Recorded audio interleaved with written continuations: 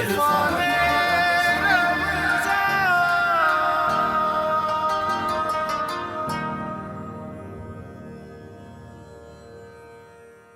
آمدید پروگرام میں میں آپ کا استقبال کرتا ہوں، اور یقیناً آپ جب پردہ کر لیتے ہیں کچھ دیر کے لیے وقفے پہ چلے جاتے ہیں تو اس وقت بھی یہاں کا ماحول انتہائی سازگار، رونق افروز ہوتا ہے، اور میری علم اور معرفت میں اضافہ ہو رہا ہوتا ہے۔ میں استفادہ کرتا ہوں علماء کرام سے، اور کبھی کبھار کچھ نکات آپ کے سامنے بھی رکھ دیتا ہوں۔ اس وقت زکوٰۃ اور اس کی فرضیت کے حوالے سے میں نے دلچسپ سوالات پوچھنے ہیں، اور ظاہر ہے ہمارے لیے ایک مشکل ہو جاتی ہے بعض اوقات وہ کام جو ہم تسلسل کے ساتھ تکرار کے ساتھ نہیں کرتے، اس پہ الجھن آ جاتی ہے۔ مثلاً عید کی نماز کے دن بھی ہم بڑی مشکل میں ہوتے ہیں، جی کیا کرنا ہے، کب کرنا ہے، کیسے کرنا ہے۔ تو زکوٰۃ کو سمجھ لیتے ہیں آج اچھی طریقے سے۔ میں مفتی شاہ حسین قدری صاحب سے استفادہ کرنا چاہتا ہوں، زکوٰۃ کی فرضیت کب ہوئی، کیسے ہوئی، اس کی مقصدیت کیا ہے، اور پھر اس کا طریقہ کار کیا ہے؟ بسم اللہ الرحمن الرحیم۔ قرآن حکیم فرقان حمید میں سب سے زیادہ حکم جو ہے وہ نماز کا ہے، لیکن تقریباً بیشتر مقامات پہ زکوٰۃ کو اللہ تعالیٰ نے اس کے ساتھ جوڑ دیا، اقیموا الصلاۃ وآتوا الزکوٰۃ۔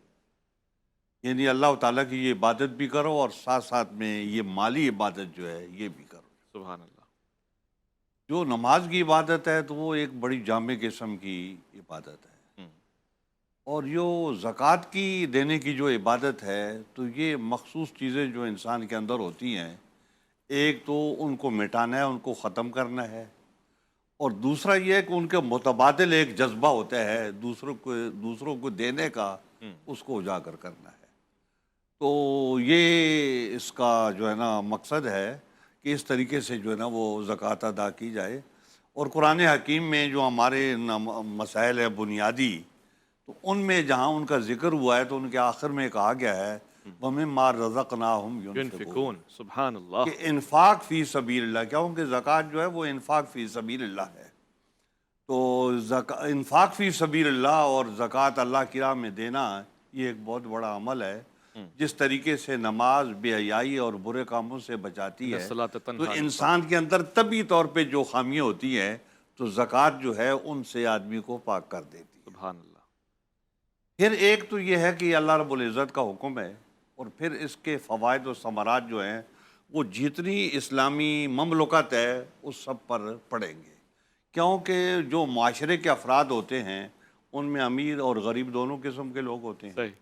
تو فوری طور پہ ان جو غرباء ہیں، فقراء ہیں، مساکین ہیں، مالی لحاظ سے کمزور ہیں، کسی بھی وجہ سے کمزور ہیں، تو ان کی پرورش کی کیا صورت ہو، تو اسلام نے ان کی پرورش کی یہ صورت نکالی ہے کہ مالدار لوگ اس طریقے سے اپنا مال اللہ کی راہ میں خرچ کریں اور ان مسلمانوں کو دیں، اور تاکہ وہ ان کی معیشت جو ہے نا وہ بہتر ہو جائے۔ سبحان اللہ۔ تو اس طریقے سے قرآن حکیم فرقان حمید میں بے شمار آئے اقیموا الصلاۃ وآتوا الزکوٰۃ، اور زکوٰۃ کا الگ سے بھی ہے کہ خذ من اموالہم صدقۃ تطہرہم وتزکیہم بہا وصلی علیہم ان صلاتک سکن لہم۔ تو حضور اکرم صلی اللہ علیہ وبارک وسلم سے یہ باتیں کی گئی ہیں کہ آپ ان سے لو، مالداروں سے لو، اور جو فقراء و مساکین ہیں آپ ان میں تقسیم کرو۔ اور پھر حضور اکرم صلی اللہ علیہ وبارک وسلم سے یہ بات بھی کہی کہ یہ آپ کی بارگاہ میں صدقہ پیش کرتے ہیں تو آپ ان کے لیے دعا فرمائیں، اور وہ دعا ان کے لیے سکون اور اطمینان کا باعث بنے گی، ان کا دل کا بھی سکون ہوگا اور ظاہری طور پہ بھی ان کو سکون ملے گا۔ پھر قرآن حکیم فرقان حمید نے جہاں زکوٰۃ کی فرضیت کی بات کی ہے تو وہاں پر کس کو زکوٰۃ ادا کرنی ہے وہ بھی اس نے مصارف متعین کر دی ہیں کہ انما الصدقات للفقراء والمساکین، تو وہ 8 مصارف ہیں، تو وہ قرآن حکیم فرقان حمید نے متعین کر دی ہے کہ ان کو آپ اپنی زکوٰۃ جو ہے ادا کریں اور اپنے مال سے ان لوگوں کی پرورش کریں۔ اور حضرت ابو بکر صدیق رضی اللہ تعالیٰ عنہ کے عہد میں کچھ بغاوت ہوئی تھی، کچھ لوگوں نے سمجھا کہ ہم یہ جو زکوٰۃ ادا کرتے ہیں تو یہ اس سے ہماری جان بچ جائے، تو انہوں نے کچھ شرائط پیش کی تھے، وہ مسلمان ہی، اور وہ دلیل میں آیات پیش کر رہے تھے کہ زکوٰۃ دینے کے پیش کرنے کا حکم نبی علیہ السلام کی بارگاہ میں ہے، تو حضرت ابو بکر صدیق کی بارگاہ میں پیش کرنے کا حکم نہیں ہے۔ تو اب وہ زکوٰۃ جو ہم نبی علیہ السلام کی بارگاہ میں پیش کرتے تھے وہ ہم خود اپنے طور پہ تقسیم کریں گے، حضرت ابو بکر کو نہیں دیں گے۔ اب یہ وہ بات تھی جس سے ریاست جو ہے نا وہ کمزور ہو جاتی، ختم ہو چیلنج ہو جاتی گیا جو ہے نا۔ تو حضرت ابو بکر صدیق رضی اللہ تعالیٰ عنہ نے اس کا ادراک کیا اور فوری طور پہ آپ نے حکم جاری کیا کہ میں نماز اور صلاۃ اور زکوٰۃ میں فرق نہیں کروں گا، دونوں کا حکم جو ہے نا وہ ایک ہی ہے جو ہے نا۔ صحیح۔ تو اس لیے پھر ایک بڑی جنگ بھی ہوئی، اس جنگ کے نتیجے میں فتح ہوئی اور ایک نظام جو ہے وہ غالب آ گیا، اور وہ جو بدی کی قوتیں تھیں جن کے دلوں میں بدی موجود تھی کہ وہ یہ چاہیں کہ ہم مالی لحاظ سے بچ جائیں اللہ تعالیٰ کے اس حکم سے، تو حضرت ابو بکر صدیق رضی اللہ تعالیٰ عنہ کے اس عمل سے وہ پست ہو گئے اور یہ سارا فتنہ جو ہے نا یہ ختم ہو گیا، اور جب سے مسلمان چل رہے ہیں صلاۃ اور زکوٰۃ جو ہے نا وہ ساتھ ساتھ میں واضح ہے۔ بہترین، احسن۔ ڈاکٹر صاحب، زکوٰۃ کے 8 مصارف ہیں، اس پہ سب کا اتفاق بھی ہے، شاہ صاحب نے 8 مصارف کا چیتا ذکر بھی کر دیا مختلف کا۔ اچھا، اگر میں غیر مصارف میں زکوٰۃ دے دوں تو کیا وہ زکوٰۃ کاؤنٹ ہوگی یا پھر مجھے دوبارہ دینی پڑے گی؟ نہیں، 8 مصارف سے وہ کسی نہ کسی طرح ریلیٹڈ ہو۔ اچھا، مثلا بعض جملے قرآن نے خود ایسے بھی کہے، جیسے فی سبیل اللہ لفظ، اگرچہ تمام مفسرین نے فی سبیل اللہ کی جو پہلی تفسیر ہے وہ جہاد فی سبیل اللہ سے کی ہے، لیکن اسی طرح ہم جو مدارس ہیں، اب قرآن میں کہیں نہیں ہے کہ مدارس کو زکوٰۃ دیں، ایسے ہی ہے۔ وہ ہم لفظ فی سبیل اللہ سے نکالتے ہیں کہ چونکہ یہ بھی اللہ کی راہ میں اللہ کے دین کا کام کر رہے ہیں، جو طلباء وہاں رکے ہوئے ہیں، ٹھہرے ہوئے ہیں اپنا گھر بار چھوڑ کر، وہ بھی اللہ کی راہ میں رکے ہوئے ہیں، تو ہم وہی فی سبیل اللہ سے استدلال کرتے ہیں۔ یعنی جس طرح اب اسی طرح فقراء ہے، قرآن نے کہا تو فقراء میں تو یہ ہے کہ اس کا بالکل کوئی گزر بسر کا کوئی ذریعہ ہے ہی نہیں، صحیح، بالکل فقیر اور تنگ دست ہے۔ ایک تو وہ، دوسرا فرما والمساکین، مسکین اس کو کہتے ہیں وہ کوئی ملازم پیشہ بھی ہو سکتا ہے، کاروباری بھی ہو سکتا ہے، جس کا اس کا اپنا گھر بھی ہو سکتا ہے، صرف اس کی جو جائز آمدنی ہے اس کے جائز اور ضروری اخراجات سے کم ہو، اس کے اخراجات پورے نہ ہوتے ہوں، اس کی مثلا تنخواہ ہے اس کی 25,000 روپے، اگر وہ مکان کا رینٹ اور بجلی کے بڑی کفایت سے بھی کرے، بچے بھی 4-5 ہیں، اسکول پڑھتے ہیں، ان کی فیسیں ہیں، تو پھر بھی وہ 30-35 ہزار خرچہ آتا ہے مہینے کا، اور 10,000 ہر مہینے اس پر قرضہ چڑھ جاتا ہے، تو شرعی اصطلاح میں یہ شخص مسکین کہلائے گا۔ والمؤلفۃ قلوبہم، شروع اسلام میں ایک چیز ایسی تھی کہ کوئی کافر ایسے تھے، اگر ان کے ساتھ مسلمانوں کو توقع تھی کہ اگر ہم ان کے ساتھ تھوڑا سا نرمی کا، محبت کا، پیار کا رویہ رکھیں تو یہ ہماری طرف مائل ہوں گے، تو اس وقت اللہ نے یہ بھی اجازت دے دی کہ یہاں بھی زکوٰۃ۔ آج بھی ایسا ہے؟ آج بھی اگر ایسا ہے، اگر وہی امید کار فرما ہو، صحیح، مثلا آپ کا کوئی عیسائی، کوئی پڑوسی، ویسے تو جو بندہ زکوٰۃ نکالتا ہے تو اس کے پاس ظاہر بات ہے، میں نے اگر کسی نے 10,000 زکوٰۃ نکالی ہے اور 100 پر 2.5 روپے نکلی ہے تو ظاہر بات ہے باقی اصل اماؤنٹ تو میرے پاس اچھا خاصا ہے، تو اگر کوئی ایسی چیز ہے تو میں پہلے اپنے مال میں سے جو کوئی زکوٰۃ کا نہیں ہے، اچھا، زکوٰۃ کے لیے فارمولہ تھوڑا سا قرآن نے یوں بھی رکھا، خذ من اموالہم، کہ تؤخذ من اغنیائہم وترد علی فقرائہم، کہ مسلمانوں کے امیروں سے لی جائے اور مسلمانوں کے غریبوں میں لوٹائی جائے۔ سبحان اللہ۔ جو چیزیں فریضہ ہے، یعنی اللہ نے جو چیز ہم سے مانگی ہے، جیسے صدقۃ الفطر ہے، زکوٰۃ ہے، یہ ہم نان مسلموں میں نہ دیں، اس کے حقدار مسلمان ہیں، اچھا، اور لیں بھی مسلمانوں سے، نان مسلموں سے لیں بھی نہیں، صحیح، اور دیں بھی پھر مسلمانوں کو، تاکہ ان کی معیشت۔ آپ دیکھیں کہ سیدنا فاروق اعظم کے دور میں ایسا وقت بھی آیا کہ صحابہ آ کر کہنے لگے کہ امیر المومنین ہم کیا کریں کہ جس کے پاس بھی زکوٰۃ لے کر کے جاتے ہیں، وہ پچھلے سال ہم نے اس کو دی تھی، اس سال لے کے گئے ہیں تو وہ کہہ رہا ہے میں تو خود مستحق کو ڈھونڈ رہا ہوں، میں نے خود زکوٰۃ نکالی۔ اللہ، سیدنا فاروق اعظم کی سوچ دیکھیے، فوراً رو کر سجدے میں گر گئے، یا اللہ کہیں تو ہم سے ناراض تو نہیں ہو گیا کہ ہماری نیکیوں کا بدلہ ہمیں دنیا میں دینے لگا ہے، اللہ اکبر، کیونکہ اللہ نے قرآن میں یہ بھی تو کہا ہے کہ ان کے لیے دنیا ہے اور ان کے لیے آخرت ہے، تو ہمارا یہ ساری نیکیوں کا بدلہ کہیں دنیا میں تو نہیں لینے لگا۔ خشیت الہی ہے، خشیت الہی۔ تو مقصد کہنے کا یہ ہے کہ زکوٰۃ کے وہی مصارف جو 8 ہیں، انہی میں اگر دیکھا جائے تو وہ انشاءاللہ یہ نوبت ہی نہیں آئے گی کہ آپ دوسری جگہ، باقی بیت المال میں جب زکوٰۃ جمع ہوتی ہے تو بیت المال میں جاتے ہی اس کی حیثیت تبدیل ہو جاتی ہے، اچھا، پھر اس سے وہ بیت المال دیگر وہ کام جہاں زکوٰۃ نہیں بھی لگتی وہ اس سے لگا سکتا ہے، کنسٹرکشن، ڈیولپمنٹ، سب کچھ کر سکتا ہے، ہر وہ کام جو رفائی ہوں، اب اس میں سے گاڑی امیر آدمی کی بھی گزرے گی، غریب آدمی کی گدھا گاڑی بھی گزرے گی، اب اس نے پل بنوایا اسی بیت المال سے تو وہ اس کو اختیار۔ ٹھیک ہے، وہ واضح ہو حکومت گیا۔ کی ملکیت میں آ جاتے جی ہیں، ہاں، اس جی کا ہاں، مطلب جی ہے۔ وہ اس پہ ثوابدید جو ہے وہ حکومت کی ہے اور کوئی عام آدمی اس پہ یہ اعتراض نہیں اٹھا سکتا۔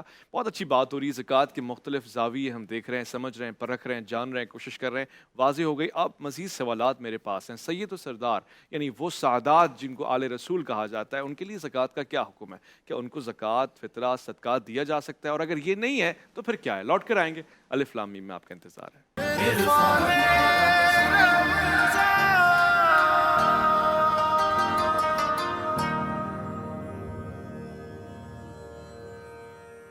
خوش آمدید جی، زکوٰۃ کے حوالے سے گفتگو چل رہی ہے، مسائل زکوٰۃ آپ کے سامنے ہیں۔ آپ نے بریک میں کالز بھی کی ہیں، میں ان کالز کو بھی لوں گا۔ ابھی بھی اس وقت کالز کا سلسلہ شروع ہوگا۔ اسی بزن کی رونقوں میں اضافہ فرما رہے علامہ تقی مہدوی صاحب نے ہمیں جوائن کیا ہے، میں خوش آمدید کہنا چاہتا ہوں۔ بہت شکریہ، السلام علیکم جزاک ورحمۃ اللہ۔ بہت ہی خوبصورت سی مسکراہٹ ان کے چہرے پہ تبسم کی صورت میں نظر آتی ہے اور بہت ہی نرم پیارا شفیق مزاج ہے۔ ہم سوال جواب بھی کریں گے اور اس وقت شاہ صاحب سے بھی بات ہو رہی تھی۔ شاہ صاحب، میں آپ سے سوال لے کے پھر علامہ صاحب کی طرف جاؤں گا۔ جو سادات ہیں سید، ان گھرانوں کے لیے زکوٰۃ کا کیا حکم ہے اور اگر زکوٰۃ ان کو نہیں جائے گی تو پھر کیا جائے گا؟ دیکھیے، زکوٰۃ جو ہے وہ قرآن حکیم فرقان حمید نے واضح کر دیا، اس کے مصارف کون سے ہیں۔ صحیح۔ اس میں جو لوگ بھی اس کے استحقاق رکھتے ہیں وہ اس کے حقدار ہیں۔ حضور اکرم صلی اللہ علیہ وبارک وسلم نے اپنے خاص لوگوں کے بارے میں ان کو زکوٰۃ کو یہ ان کے لیے نہیں ہے، صدقہ ان کے لیے نہیں ہے۔ صحیح۔ ہمارے ہاں یہ بات طے ہے کہ حضرت امام حسن علیہ السلام نے ایک دفعہ صدقے کی کھجور منہ میں ڈال لی ہاں جی، تو نبی علیہ السلام نے اپنی انگلی مبارک سے جو ہے نا اس کو نکال دیا۔ ایسا ہی ہے، یہ آل رسول کے لیے صدقہ ممنوع ہے، ایسا ہی ہے۔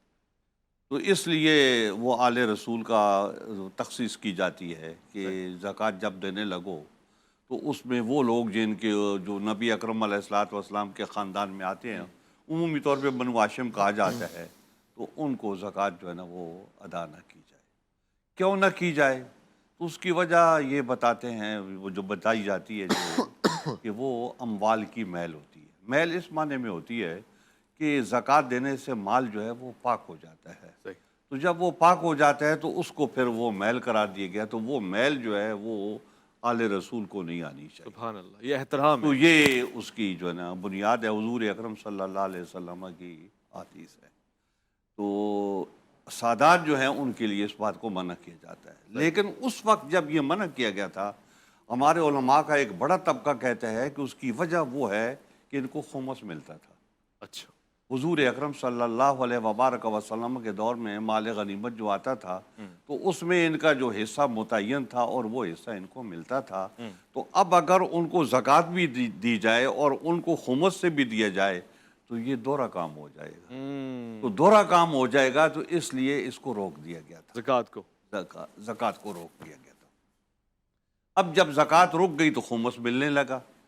تو جب جن لوگوں نے خمس کو ختم کیا کہ جو ہے نا اس میں ان کا حصہ نہیں ہے، کیوں قرآن حکیم میں آتا ہے وَاعْلَمُوا أَنَّمَا غَنِمْتُم مِّن شَيْءٍ فَأَنَّ لِلَّهِ خُمُسَهُ وَلِلرَّسُولِ وَلِذِي الْقُرْبَىٰ۔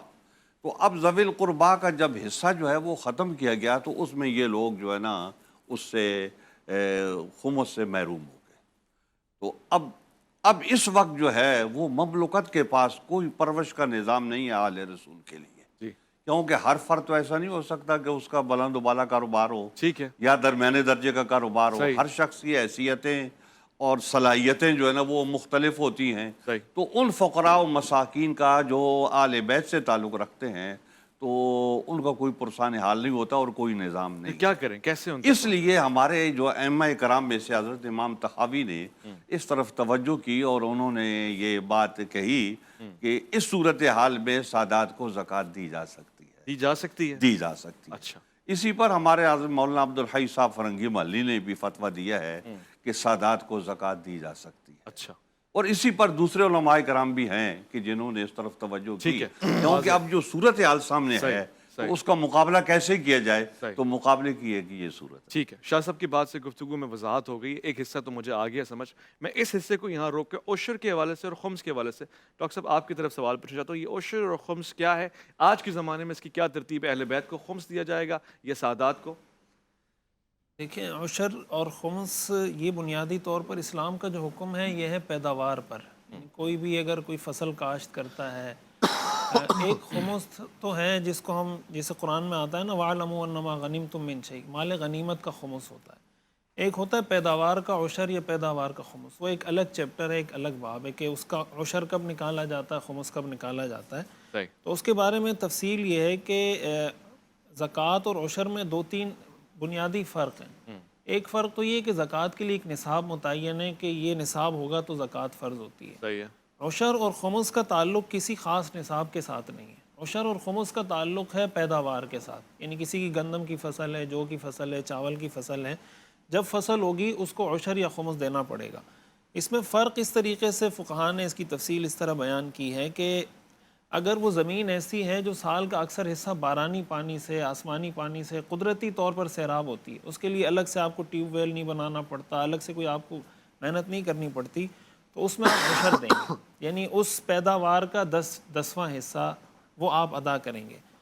اور اگر آپ کو اس کے لیے محنت کرنی پڑتی ہے، آپ اس کو خود پانی دیتے ہیں، کوئی ایسا سسٹم نہیں کہ بارانی ذریعے سے وہ ساری سیراب ہوتی ہو، تو اس میں آپ خمس اس کو کہہ لیں یا 5% کہہ لیں، جس کو ہم 20واں حصہ کہتے ہیں، یعنی جو عشر کا نصف ہوتا ہے، عشر کا نصف وہ دیں گے.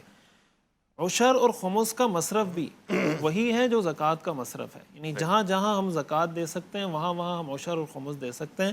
جہاں زکوٰۃ دینے کی اجازت نہیں ہے وہاں خمس اور عشر دینے کی بھی اجازت نہیں ہے. تو یہ عشر اور خمس کی کچھ تفصیل ہے جس کا بنیادی تعلق، جیسے میں نے عرض کیا، پیداوار کے ساتھ ہے کہ پیداوار پر وہ عشر اور خمس دیا جاتا ہے. ٹھیک ہے، واضح ہو گیا. علامہ تقی مہدوی صاحب، ایک بڑا دلچسپ سوال ہے اور عام فہم کے لیے میں نے یہی الفاظ استعمال کرنے جو پوچھے جاتے ہیں کہ جی اہل تشیع حضرات زکوٰۃ نہیں دیتے، تو اس کو ذرا وضاحت سے بیان فرماتے ہیں، دیتے ہیں کس انداز میں دیتے ہیں، کس کو دیتے ہیں، اور پھر زکوٰۃ اور خمس کا رشتہ کیا ہے؟ اعوذ باللہ من الشیطان الرجیم، بسم اللہ الرحمن الرحیم. زکوٰۃ تو ایسی چیز ہے کہ جس کا حکم قرآن کریم میں آیا ہے، اور زکوٰۃ کا منکر گویا قرآن کا منکر ہے، اور قرآن کا منکر گویا اسلام سے خارج ہے. تو ایسا ہو نہیں سکتا کہ کوئی بھی مکتب فکر اسلامی زکوٰۃ کے مخالف ہو. زکوٰۃ کا کوئی بھی مخالف نہیں ہے، زکوٰۃ دینا واجب ہے اور زکوٰۃ دی جائے گی. اور پورے احکامات ہمارے مراجعین نے جو غیبت کے زمانے میں مجتہدین ہیں انہوں نے اپنے توضیح المسائل کے اندر لکھے ہیں، رسالہ عملیہ کے اندر ذکر کیے ہیں، باقاعدہ ابواب موجود ہیں احادیث کی کتابوں کے اندر زکوٰۃ کے موضوع پر. اور پھر وہ خوبصورت آیت کہ جو مولا متقیان کی شان میں نازل ہوئی ہے، اس میں بھی تو یہ بیان ہوا ہے کہ انما ولیکم اللہ ورسولہ والذین آمنوا الذین یقیمون الصلاۃ ویؤتون الزکاۃ وہم راکعون، کہ تمہارا ولی اللہ ہے، اس کا رسول ہے، اور وہ صاحبان ایمان ہیں جو نماز قائم کرتے ہیں اور حالت رکوع میں زکوٰۃ ادا کرتے ہیں. تو زکوٰۃ مولا کائنات نے دی ہے، زکوٰۃ ائمہ علیہ السلام نے دی ہے، تو زکوٰۃ کا بالکل بھی کوئی انکاری نہیں ہے. لیکن یہ ہے کہ زکوٰۃ کن کن چیزوں پر نکالی جائے گی، اس حوالے سے قرآن کریم میں کوئی آیت موجود نہیں کہ کن کن چیزوں پر زکوٰۃ ہوگی، کن کن کو دی جائے گی، یہ قرآن کریم میں ذکر ہے. مصارف زکوٰۃ بیان ہوئے ہیں، اور وہی آیت ایسی ہے کہ جو وجوب زکوٰۃ کے بارے میں بھی ہے اور مصارف زکوٰۃ کو بیان کر رہی ہے. پھر کن کن چیزوں پر دی جائے گی، اس میں جو ہمارے ائمہ علیہ السلام ہیں اور پیغمبر اکرم علیہ رسول ہیں، انہوں نے جو موارد بیان کیے ہیں کہ ان چیزوں پر زکوٰۃ ہوگی، ان پر بالکل زکوٰۃ نکالی جاتی ہے، بھرپور طریقے سے زکوٰۃ نکالی جاتی ہے.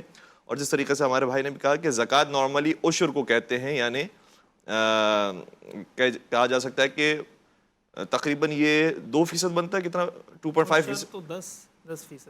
عشر تو وہ الگ، یعنی زکوٰۃ 2.5% ہو رہی ہے، 2.5%. زکوٰۃ جو ہے وہ 2.5% بنتی ہے نا. تو عام طور پر ہمارے بھائیوں کے یہاں 2.5% زکوٰۃ دی جاتی ہے. لیکن خمس کا جو قانون ہے، جو خود قرآن کریم کے اندر بھی آیا ہے، اور خمس کا لفظ ہی بتا رہا ہے کہ کتنا مال نکالا جائے گا، 5واں حصہ. تو 5واں حصہ، یعنی 100 میں سے 20%. تو 20% جو نکالنے کا نام ہے وہ خمس ہے، اور زکوٰۃ جو ہے وہ 2.5% نکالنے کا نام ہے. تو بالکل خمس بھی دیا جاتا ہے اور زکوٰۃ بھی جاتی ہے. جہاں جہاں زکوٰۃ واجب ہے وہاں وہاں زکوٰۃ نکالی جاتی ہے، اور جہاں جہاں خمس واجب ہے وہاں وہاں خمس نکالا جاتا ہے. دونوں کا حکم قرآن کریم کے اندر موجود ہے، دونوں پر ایمان رکھنا ضروری ہے اور دونوں کی ادائیگی بھی ضروری ہے. تو ہمارے یہاں زکوٰۃ بھی دی جاتی ہے اور خمس بھی دیا جاتا ہے. اس کے اندر کوئی عام فہم میں یہ سوچ رہا ہوں تو غلط سوچ رہا ہوں کہ آپ 2.5% نہیں دے رہے بلکہ آپ 22.5% دے رہے ہیں. بالکل ایسے ہی ہے. اگر زکوٰۃ بھی واجب ہے اور خمس بھی واجب ہے تو 22.5% جو ہے وہ واجب ہو جائے گا. ایک کالر ہمارے ساتھ ہیں، گویا سوال پوچھنا چاہتے ہیں اسی موضوع پہ. میں خوش آمدید کہتا ہوں. السلام علیکم ورحمۃ اللہ وبرکاتہ. کون صاحب؟ وعلیکم السلام ورحمۃ اللہ وبرکاتہ. امتیاز کر رہا ہوں کراچی سے. جی امتیاز بھائی، کیا فرمائیں گے آپ؟ علماء تشریف فرمائیں الف لام میم میں.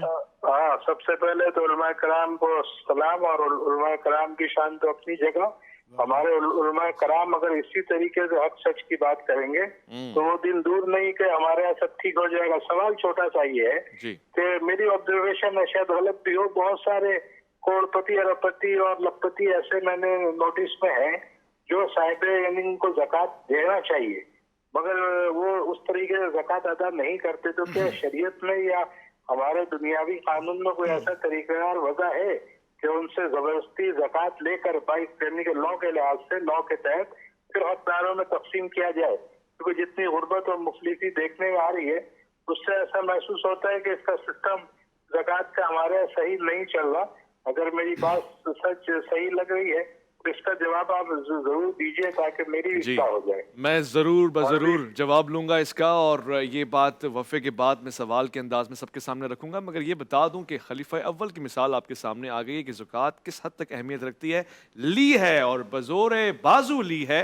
जहाँ पे इस्लामी निज़ाम हो वहाँ ये तरीक़ेकार है और वहाँ पर गुर्बत रहती नहीं है। अलबत्ता ये कि इसमें मेरा और आपका तावन ज़रूरी है, अमीर गरीब सबका तावन ज़रूरी है। उमरा को ख़बरदार और होशियार हो जाना चाहिए। हम लौट कर आएंगे, इस सवाल पर बात होगी। अलिफ लाम मीम में आपका इंतज़ार है।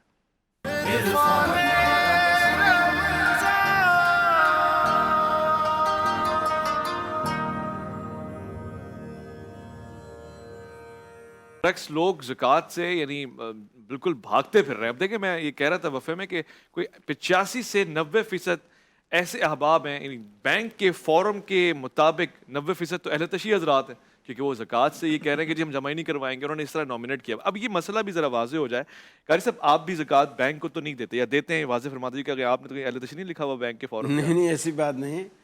पहली बात तो यह है कि मैं उनकी बात में भी तस्वीर का थोड़ा सा दूसरा रुख भी रखना चाहूँगा। अच्छा, अभी कुछ दिन पहले ही खबर आई कि एक मालदार आदमी बेचारा तकसीम करने गया लोगों में पैसे, और लोगों ने ऐसा उस पर हल्ला बोला कि उसकी जान बचानी मुश्किल हो गई। उस मुट्ठी में जो कुछ था उसने ऐसे ऊपर उड़ाया। रेंजर्स ने आके उसको मजमे में से बचाया और बाहर निकाला। एक तो गरीबों को भी थोड़ा सा ये होना चाहिए, भी तुम गरीब हो तो गरीबों की तरह रहो, लेना भी सीखो। देने वाला खुद आ रहा है आपका देने के लिए। सस्ती मार्केट लगाई, 10 रुपए किलो खरबूजा, इस जबकि उस वक्त 100 रुपए से ऊपर बिक रहा था किलो, और उन्होंने 10 रुपए खरबूजे की मार्केट लगाई। उसमें और चीज़ें भी थी, बाकी लोगों ने वो शामियाने, टेंट, कनातें सब फाड़ फूड़ के सारा कुछ समेट के उखाड़ के ले गए। एक तो आप कह रहे हैं कि गरीब ऊपर से बदतमीज। बहरहाल जो जुमला आपने कह दिया मुनासिब है, इससे ज्यादा मुनासिब लफ्ज़ नहीं है। में तो ये इंसान देखता नहीं है ना कि नहीं, देखिए एक बंदे ने आपके तावन के लिए एक चीज़ की है तो आप उसका इतना तो तावन करो ना, कि गरीब सिर्फ वो एक बंदा ही तो नहीं है, मोहल्ले में कितने गरीब हैं। अगर तुम यही सलीके से लो, यानी लाइन बना कर लो या इस तरह लो, ये भाई ले रहा है, ये ले रहा है, ये ले, तो सारे निमट जाएं, और एकदम आके हल्ला बोल देना तो ये तो मुनासिब नहीं है, मुनासिब नहीं है, किसी तरह भी मुनासिब नहीं। और दूसरी बात यह है कि जो लोग ज़कात नहीं देते उन्हें ये भी वईदें सुनानी चाहिए। अल्लाह के रसूल ने फरमाया, अल्लज़ीना यकनिज़ून अज़्ज़हब वल फ़िद्दा वला युनफ़िक़ूनहा फ़ी सबीलिल्लाह फ़बश्शिरहुम बिअज़ाबिन अलीम। अल्लाह के अज़ाब की, जो लोग सोना और चांदी जमा करते हैं और यानी ज़कात की शक्ल में उनको खर्च नहीं करते हैं, अल्लाह ताला कहता है कि उनको दर्दनाक अजाब की खुशखबरी सुना दो। तंज के तौर पर कहा कि फिर फरमाया, यौम युहमा अलैहा फी नार जहन्नम, ये सोना चांदी पूरी धात इनकी जमा करके अल्लाह दोज़ख की आग में उसे तपाएगा, गर्म करेगा। जब सुर्ख हो जाएगी, फतुकवा बेहा जिबाहुहुम व जुनूबुहुम व ज़ुहूरुहुम, पहले उनके माथे दागेंगे, फिर पहलू दागेंगे, फिर पुश्ते दागेंगे। किसी यानी ना वो मुंह के बल लेट सके, न करवट के बल लेट सके, न चित लेट सके, ऐसा अजियतनाक अजाब। हाज़ा मा कनज़्तुम लिअन्फुसिकुम, और ऊपर ये कहा जाएगा कि ये वो दौलत है, तकलीफ क्यों महसूस आया है, क्यों करते हो, ये तो वो दौलत है जो तुमने अपने लिए संभाल के रखी थी, ये तो वो दौलत है। ठीक है, ठीक है, ठीक है। लामा साहब, ज़कात ही के हवाले से बात हो रही है, मैं इस पर तवज्जो दिलाना चाहता हूँ। यानी ज़ाहिर एक हक है जो अहले बैत सादात के लिए रखा गया, खुम्स ख़ास तौर से। आज क्या ऐसा निज़ाम बनाए कि वो सादात तक पहुँचे, ऐसा ना हो कि तकसीम माल में सादात महरूम रह जाए। सफ़ेद पोशों की हम बात कर रहे हैं। बिस्मिल्लाहिर्रहमानिर्रहीम। अगर निज़ाम की बात करेंगे तो निज़ाम तो अल्हम्दुलिल्लाह हुकूमत ने ज़कात के लिए भी बना दिया है और उसके नताइज भी सामने हैं। تو اگر ویسے ہی نظام کی آپ بات کر رہے ہیں تو پھر وہی نتائج ہوں گے کہ جو زکوٰۃ کے نظام کے بنے ہیں. تو یا تو حکومت کو بیدار ہونا چاہیے اور حکومت کو اس معاملے کے اندر حساس ہونا چاہیے کہ جس طرح سے زکوٰۃ کے مصارف اور مستحقین وہ صحیح طریقے سے مال نہیں لے پا رہے ہیں، اسی طریقے سے خمس کے جو مصارف اور مستحقین ہیں ان تک بھی مال صحیح طریقے سے نہیں پہنچ رہا، تو ان کو بھی پہنچایا جائے. اب اگر وہ ذمہ داری صحیح نہیں اٹھا سکتے ہیں تو پھر انفرادی طور پر ہم سب کی ذمہ داری بنتی ہے. اچھا. کہ اگر ہم نے کوئی سسٹم بنایا ہوا ہے تو اس سسٹم کو فالو کریں. اگر سادات کرام کی شناخت کے لیے، پہچان کے لیے کوئی طریقہ کار موجود ہے تو اس کو فالو کیا جائے. اسی طریقے سے وہ سادات مستحق ہیں یا نہیں ہیں، کیونکہ غریب ہونا یہ بھی شرط ہے. لیکن عام طور پر جو واقعاً غریب ہوتے ہیں وہ اپنے آپ کی پہچان نہیں کرواتے کہ ہم غریب ہیں، ہمیں مال کی ضرورت ہے. ٹھیک ہے. اور جو نہیں ہوتے ہیں وہ ہر جگہ پر، ہر چوک پر مانگتے ہوئے دکھائی دیتے ہیں. تو صحیح طریقے سے غربت کی نشاندہی ہونا ہی ضروری ہے. غربت کی تعریف کیا ہے ہمارے یہاں؟ غربت کی تعریف یہ ہے کہ جس کے سال بھر کے اخراجات زیادہ ہیں اور آمدنی کم ہے. ٹھیک ہے. ایسا نہیں کہ اس کی شکل پر کوئی لکھا ہوا ہے یا اس کے پاس مکان چھوٹا ہے یا گاڑی نہیں ہے، یا ہے جتنی ضروریات ہیں. ٹھیک ہے. ضروریات میں ہو سکتا ہے گاڑی بھی شمار ہو اور مکان بھی صحیح مناسب شمار ہو اور لباس اور کھانا پینا بھی صحیح شمار ہو. تو اگر اس کے اخراجات زیادہ ہیں، آمدنی کم ہے، تو یہ شخص بھی غربت کی فہرست کے اندر شامل ہوتا ہے اور اس کو بھی دیا جا سکتا ہے. واضح. تو انفرادی طور پر ہم کم از کم اپنی ذمہ داری کو ادا کریں اگر اجتماعی طور پر انجام نہیں کی جا رہی. دلچسپ مختصر سوال ہے اور اس کا جواب ہاں یا نہ میں. مفتی رشید احمد خورشید صاحب کا تعلق اہل تشیع برادران سے ہے اور انہوں نے آپ کو اپنی زکوٰۃ دی. میں مثال دے رہا ہوں. اوکے. انہوں نے زکوٰۃ دی آپ کو کہ بھئی میرا یہ زکوٰۃ کا مال ہے. آپ اہل سنت میں زکوٰۃ خرچ کر سکتے ہیں؟ اس کی اجازت ہے؟ کوئی غریب ہے، مستحق ہے، آپ دے سکتے ہیں؟ اس کے اندر اختلافی رائے ہیں. اس میں مجتہد کے اوپر رجوع کرنا پڑے گا کہ ہم کس زمانے غیبت کے اندر، کس مجتہد کی تقلید کے اندر ہیں، وہ جیسا فتویٰ دے رہے ہیں اس کے مطابق عمل کیا جائے. یہی سوال میں قاری صاحب سے کروں کہ جی آپ کو میں نے زکوٰۃ دی ہے، میں اہل سنت سے ہوں، آپ اہل تشیع میں خرچ کریں گے؟ غریب ہے، مستحق ہے. میں تو نہیں کروں گا. نہیں کریں گے؟ یہ شریعت کہہ رہی ہے کہ آپ نہیں کریں گے. یہ پھر اس آپ لیے کہ جب اپنے اندر اپنے قریبی ساتھیوں میں جب وہ چیز موجود ہوگی، ان کو لگ سکتی ہوگی، تو ہم وہیں دیں گے. پھر جب میں ان کو دوں گا نہیں تو اہل تشیع سے لینے بھی نہیں جاؤں گا. یعنی یہ بھی نہیں کروں گا اسی فارمولے کے تحت کہ تو خذ من اغنیائہم وترد علی فقراء. ٹھیک ہے. قاری صاحب ایک کالر بھی ہمارے ساتھ ہے، پھر ہمیں نعت خوانی کی طرف بھی جانا ہے. السلام علیکم ورحمۃ اللہ وبرکاتہ. وعلیکم السلام جی، مقصود لاہور سے بول رہا ہوں. ایسے ہے جی فرمائیے. کہ اگر کسی فیملی نے جس پہ زکوٰۃ فرض تھی پچھلے کئی سالوں سے نہیں دی تو اس سال سے تو وہ اس سال کی تو دے، لیکن جو پچھلے سالوں کی نہیں دی اس کے لیے کیا حال ہے، کیا کرنا چاہیے؟ بہت اچھا دینی سوال. چاہیے، کیسے دینی چاہیے، یا کیا کرنا چاہیے؟ شاہ صاحب پچھلے سال کی زکوٰۃ رہ گئی، اس کا کیا کریں؟ اس سال کی تو دے دی ہے، پچھلے سال کی بھول گئے تھے، اب اس کو کیسے دیں نہ دیں یا گئے؟ دیکھیں جس طریقے سے نماز رہ جائے تو اس کی قضا کرنا ہوتی ہے، تو ایسی زکوٰۃ رہ جائے تو اس کی بھی قضا کرنا ہوگی.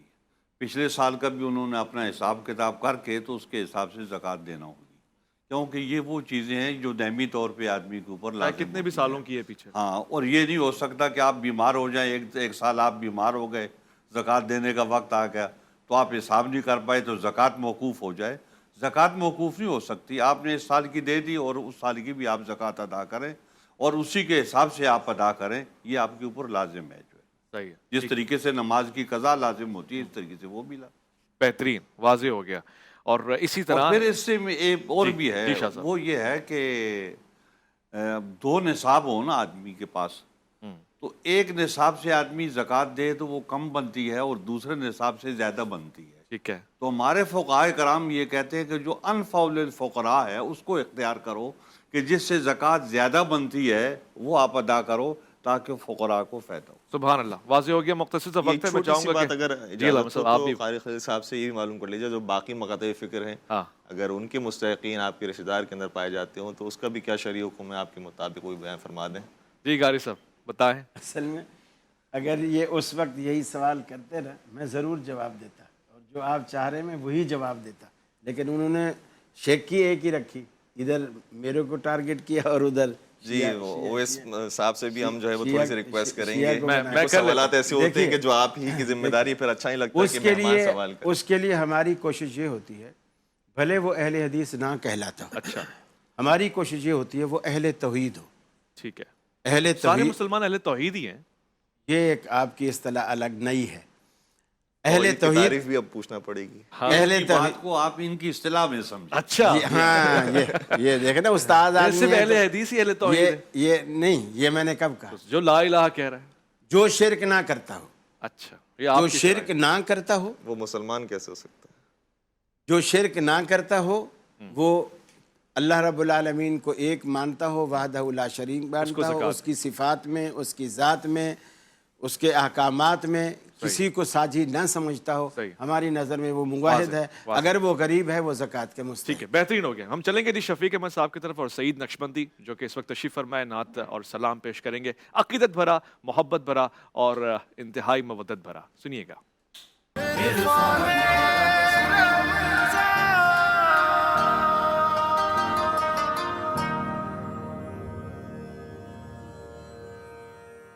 अलिफ लाम मीम में खुश आमदीद। इंतहाई मुख्तसर सा वक्त है और उसमें इख्तिसार से काम लेते हुए मैं उलमा से सवाल जवाब पूछूंगा ताकि ज़कात के मामले में हमारी रहनुमाई हो जाए। शाह साहब, वो जो प्लॉट्स हमने लेके रखे हुए होते हैं, ज़मीनें, जागीर जिसे हम कहते हैं, ये वो 4-10 साल बाद महंगाई हो जाएगी तो बेचेंगे, उनके ऊपर ज़कात बनती है?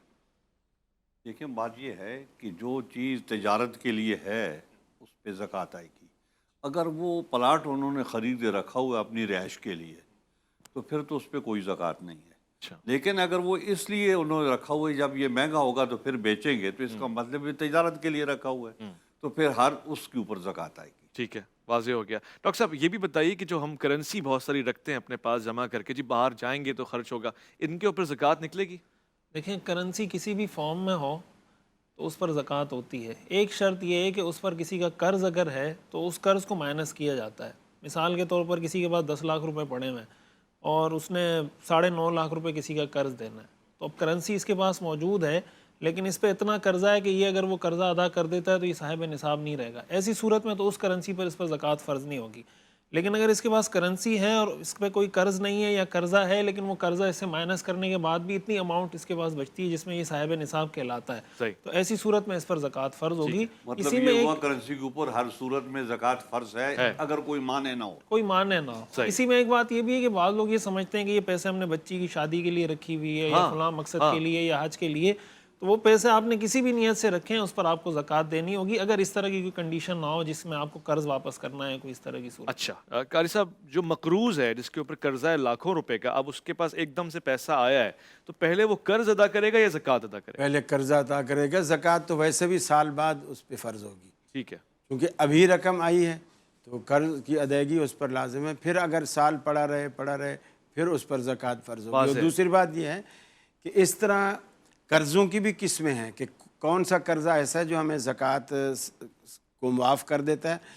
जिस तरह हम कारोबारी कर्ज़े उठाते हैं ना, फैक्ट्रियों वाले होते हैं, करोड़ों के मालिक होते हैं, करोड़ों रुपए स्टेट बैंक से उठाते हैं अपने बिज़नेस को बढ़ाने के लिए।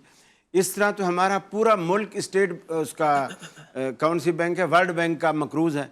तो पाकिस्तान का बच्चा, हम तो खुद ज़कात के मुस्तहिक हैं बेचारे, पूरा पाकिस्तान मुस्तहिक है, तो पाकिस्तानी तो ज़कात दे ही नहीं सकते बल्कि लेने के हकदार हैं। तो ये कर्जा उसमें शुमार नहीं होता है। जो कारोबारी बिजनेस के कर्जे हैं ये शुमार नहीं। वो जो कर्जा, मैं बीमार था, मेरे पास इलाज के लिए पैसा नहीं था, मैंने दोस्त से कर्जा पकड़ लिया, ठीक है, मैं अपना छोटा मोटा मकान बना रहा था, किसी ने मेरे को कुछ कर्जा दे दिया, मैंने छत रहती थी वो डलवा दी। ये कर्जे वाकई कर्जे हैं, ठीक है। और ये अगर इस तरह का मकरूज है तो वो ज़कात सिर्फ ये नहीं कि देगा नहीं बल्कि वो ज़कात ले सकता है अपना कर्ज चुकाने के लिए। वाज़ेह। अल्लामा साहब, वो मेरे पास 10-20 लाख रुपए रखे हुए हैं कैश की सूरत में, उस पर ज़कात बनेगी? नहीं, फ़िक़्ह जाफ़री के मुताबिक कैश पर ज़कात नहीं है। 9 मवारिद जो तकरीबन मशहूर है और मकबूल है तमाम उलमा कराम के नज़दीक, वो ये है कि गल्लात अरबा यानी 4 तरह की अनाज जिसमें गंदम, जौ, किशमिश और खजूर, वो अगर हद निसाब तक पहुँच जाए तो उस पर ज़कात है। इसी तरीके से अनाम सलासा यानी 3 तरह के जानवर जिसमें भेड़ बकरियाँ हैं, गाय बैल भैंस वगैरह है, और ऊँट और ऊँटनी वगैरह, ये भी अगर हद निसाब तक पहुँच जाए तो उसके ऊपर भी ज़कात है। और इसी तरीके से नक़दैन यानी ख़ुद सोना और चांदी हो और वो सिक्केदार हो, ज़र्फ़ शुदा हो, तो उसके ऊपर भी ज़कात वाजिब होगी जब वो हद निसाब तक पहुँचे। ठीक है, वाज़ेह। इंतहाई शुक्रिया अल्लामा तकी महदवी का, डॉक्टर कारी खलील रहमान जावेद का, मुफ्ती शाह हुसैन गर्दीज़ी का और डॉक्टर मुफ्ती रशीद अहमद खुर्शीद का। ख़वातीन हज़रात, आपके सवाल जवाब का भी बहुत शुक्रिया। आपने कोशिश की और हमने भी कोशिश की। अल्लाह हमारी कोशिशों को सआदत में बदल दे, कबूल और मकबूल फरमाए। हम लौट कर आएँगे, दस्तरखान पर आप हमें पाएंगे। अलिफ लाम मीम में आपका इंतज़ार रहेगा।